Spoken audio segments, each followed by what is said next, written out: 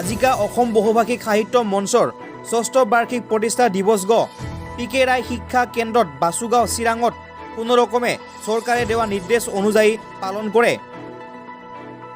যিগ অনুষ্ঠানত থিৰাংগৰীয়া পবিত্ৰ কুমাৰ ৰায়ে হাতে দিয়া পুৰা অনুষ্ঠানটা সকালেৰ পৰা নিশান উড়িয়া শুভ আরম্ভ করে লগতে একটা অন্য রকমের ভাব চিন্তা দিয়া 10টা বহুভাষিক কবিতার শুভ উন্মোচন করে।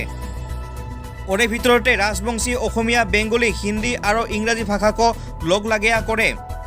যিখান অনুষ্ঠানত গোষ্ঠী হিসাবে অজিত কুমার নন্দীর লগতে বিশিষ্ট সাংবাদিক ভৃগুমণি রায় উপস্থিত থাকিয়া কয় যে আমিরা যে সাহিত্যর জগতখানত সব জাতি জনগোষ্ঠীক লয়া আউগিয়া একেলগে যাবা লাগে সব বিষয়তে।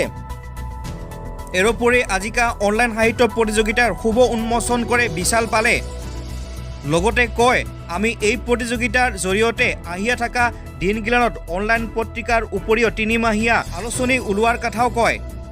উক্ত সাহিত্য অনুষ্ঠানত কবিতা পাঠ কৰে নষ্ট কবি দীপাঙ্কৰ রায়, বীরেন্দ্র কুমার রায়, বিশাল পাল, পখিলী সূত্রধর, পবিত্র কুমার রায়, পার্বতী সূত্রধর, চন্দন বর্মন, কল্যাণী বর্মন আর ভালো কয়জনে কবিতা পাঠ করিয়া অনুষ্ঠানটাক জাকজমক করিয়া তোলে।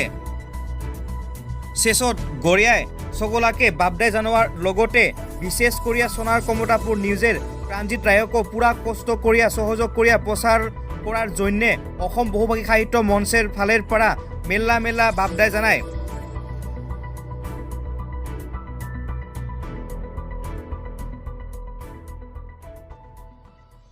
অসম বহুভাষিক সাহিত্য মঞ্চৰ লক্ষ্য আৰু মূল উদ্দেশ্য হ'ল যে আমাৰ জাতি ধৰ্ম ভাষা বৰ্ণ নিৰ্বিশেষে অসমত যিসকল বিভিন্ন ভাষা ভাষীৰ মানে বসবাস কৰি আছে তেওঁলোকৰ ভাষা সাহিত্য সংস্কৃতিৰ যি স্বকীয়তা সেই স্বকীয়তাক সমমৰ্যাদা প্ৰদান কৰা আৰু সকলোকে নিজা এই জাতি ধৰ্ম ভাষাৰ প্ৰকাশৰ এক সুযোগ প্ৰদান কৰা। আজি আমাৰ 6ষ্ঠ অসম বহুভাষিক সাহিত্য মঞ্চৰ প্ৰতিষ্ঠা দিৱস আছিলে। 2014তে স্থাপিত আছিলে। ইয়াৰ আৰম্ভণি 2014ৰ পৰাই আছিলে আৰু আজি ৰাতিপুৱাৰ পৰা বিভিন্ন কাৰ্যসূচী আছিলে। আৰম্ভণিতে আছিল আমাৰ অসম বহুভাষিক সাহিত্য মঞ্চৰ জাতীয় পতাকা উত্তোলনটো, লগতে সভাপতিৰ আমন্ত্ৰিত অতিথিৰ সভা গ্ৰহণ আৰু আসন গ্ৰহণৰ লগতে আমাৰ আজি বিভিন্ন নৃত্য গীতৰ পৰিৱেশন আছিল ইয়াৰ কণ কণ ল'ৰা ছোৱালীৰ, সেয়া সীমিত নিৰ্দেশনাৱলীৰ মাজত। আৰু লগতে আজি আমাৰ প্ৰথমবাৰৰ বাবে আমি এইবাৰ অনলাইন কবিতা ক্ষেপ, তাৰ লগতে এই শ্ৰব্য অডিঅ' কবিতাবোৰৰ দৃশ্যাৱলী আৰু ভিডিঅ' চিডি আমি খুব শীঘ্ৰেই মুকলি দিম বুলি আশা ৰাখিছোঁ। তাৰ লগতে আমাৰ অসম বহুভাষিক সাহিত্য মঞ্চৰ যিটো আমাৰ ছ'চিয়েল মিডিয়াৰ ফেচবুকত যিটো পেজ আছে সেই পেজৰ যোগেদি আজিয়ে আমাৰ এক অনলাইন কবিতা, অনুগল্প, গল্পৰ প্ৰবন্ধ, নিবন্ধ আদিৰ এক বিশেষ নিৰ্দেশাৱলীৰ মাজত এক কবিতা প্ৰতিযোগিতাৰ মুকলি কৰা হয় নিৰ্ধাৰিত সময়ৰ ভিতৰতে। এইটো আমাৰ পেজতে ইতিমধ্যে আপলোড কৰা হৈ গৈছে।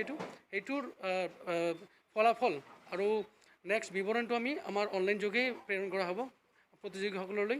আৰু আগন্তুক দিনতো আমি এই পেজৰ যোগেদি আমি অনলাইন মেগাজিন এখন কণ্টিনিউ কৰিবলৈ আমি প্ৰচেষ্টা কৰিম।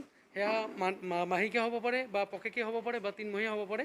আমি পৰৱৰ্তী পৰ্যায়ত খুব শীঘ্ৰেই মুকলি কৰিবলৈ আমি আগ্ৰহী আৰু প্ৰচেষ্টাবদ্ধ। প্ৰথমতে মই আটাইলৈ অসম বহুভাষিক সাহিত্য মঞ্চৰ তৰফৰ পৰা আন্তৰিক মৰম চেনেহ জ্ঞাপন কৰিছোঁ। আমি এই অসম বহুভাষিক সাহিত্য মঞ্চখন প্ৰতিষ্ঠা কৰি আমি যথেষ্ট সফল হোৱা বুলি আজি আমি অনুভৱ কৰিছোঁ, কিয়নো আমি এই মঞ্চখনৰ জৰিয়তে যিমানবিলাক ভাষা গোষ্ঠীৰ লোক আছে তেওঁলোকৰ প্ৰতি ভাষাৰেই একতা স্বকীয়তা আছে, সকলোৰে নিজস্ব মাতৃভাষা আছে। এই মাতৃভাষাৰ জৰিয়তে ইয়াত তেওঁলোকৰ মনৰ ভাৱ বিনিময় কৰিবলৈ যাতে সুবিধা পায় সেইখিনি আমি হাতত লোৱা হৈছে, যাৰ ফলত আমি একেলগে মিলি একেলগে আগবাঢ়ি অহাত সুবিধা হৈছে। প্ৰতিটো সাহিত্য সভাৰে আমি দেখিবলৈ পাওঁ নিজে একেলগে মিলি আমি আগবাঢ়ি যোৱাৰ প্ৰয়াস লোৱা হৈছে। সেয়েহে আমি এই ক্ষেত্ৰত যথেষ্ট সফল হোৱা বুলি আমি আশা কৰি আছোঁ আৰু কৰিছোঁ।